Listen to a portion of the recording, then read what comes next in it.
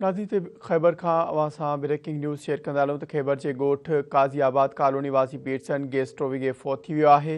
70 वरे जो मोटोवेल gas stove विघे फौत थी वियो आहे। गैस स्टोव विघे पीटसन जे फौत थियण ते घर में कोरहाम मतल आहे।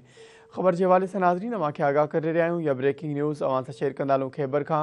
खैबर जे ॻोठ काज़ियाबाद कॉलोनी वासी पीटसन गैस स्टोव विघे फौत थी वियो आहे।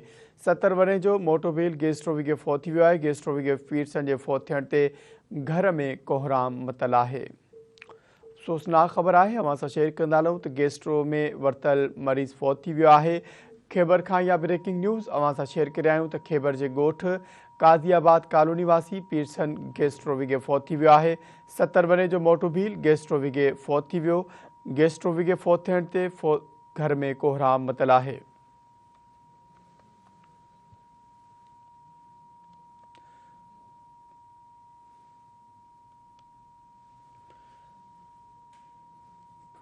ख़बर जे हवाले सां नाज़रीन अवां खे आगाह करे आहियूं 70 वरे जो मोटोवेल गैस स्टोव विघे फौत थी वियो आहे। घर में कोहराम मतल आहे।